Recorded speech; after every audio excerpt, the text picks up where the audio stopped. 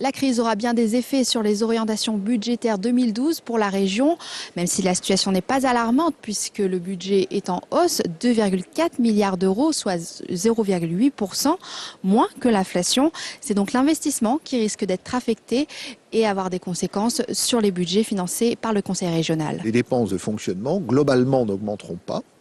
Donc les dépenses de fonctionnement resteront de l'ordre de 0% ou 0,2% en plus ou en moins. Nous sommes dans un objectif de stabilité. Stabiliser pour éviter la récession, c'est en somme le but de la région Rhône-Alpes dans l'élaboration de son budget 2012, un objectif qui pourrait être atteint grâce à la bonne santé financière de la collectivité. Le triple A que nous avons conservé montre que nous avons des fondamentaux budgétaires sains, c'est-à-dire un niveau d'endettement qui est supportable, que nous avons aussi des dépenses de fonctionnement maîtrisées, que nous continuons l'investissement. Un investissement qui fait débat du côté de l'opposition qui ne votera pas le budget. L'exécutif rose-vert a sacrifié l'investissement. Le niveau d'investissement en euros par habitant est le plus faible en Rhône-Alpes de toutes les régions françaises. C'est la moitié de ce que fait la région PACA, par exemple.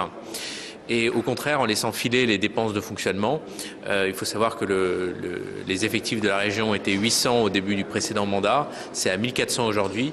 Les débats devraient donc se poursuivre jusqu'à demain et conclure sur le vote du budget pour l'année 2012.